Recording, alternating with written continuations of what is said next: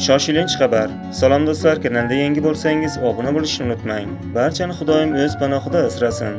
O'zgidromet 6-aprel kuni kutilayotgan ob-havo ma'lumotini e'lon qildi. Qoraqalpog'iston Respublikasi Xorazm viloyatida havo biroz bulutli bo'ladi. Ba'zi joylarda yomg'ir yog'ib momaqaldiroq bo'lishi kutilmoqda. Shamol sharqdan 7-12 metr/sekund tezlikda esadi. Ba'zi joylarda 15-20 metr/sekundgacha kuchayishi kutilmoqda. Kechasi 12-17 daraja iliq, kunduz kuni 25-30 daraja iliq bo'ladi. Buxoro va Navoiy viloyatlarida havo biroz bulutli bo'ladi. Ba'zi joylarda yomg'ir yog'ib momaqaldiroq bo'lishi kutilmoqda. Shamol sharqdan 7-12 metr/sekund tezlikda esadi. Ba'zi joylarda 15-20 metr/sekundgacha kuchayishi kutilmoqda. Kechasi 10-15 daraja iliq, kunduz kuni 23-28 daraja iliq bo'ladi. Toshkent, Sirdaryo va Jizzax, Samarqand viloyatlarida havo biroz bulutli bo'ladi. Ba'zi joylarda yomg'ir yog'ib momaqaldiroq bo'lishi kutilmoqda. Shamol sharqdan 7-12 metr/sekund tezlikda esadi. Ba'zi joylarda 15-20 metr/sekundgacha kuchayishi kutilmoqda.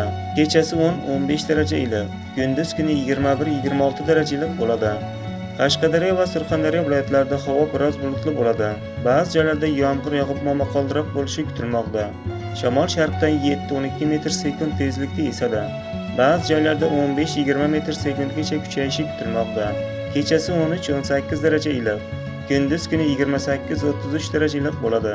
Andijon, Namangan, Farg'ona viloyatlarida havo biroz bulutli bo'ladi. Ayrim joylarda yomg'ir yog'ib momaqaldiroq bo'lishi kutilmoqda.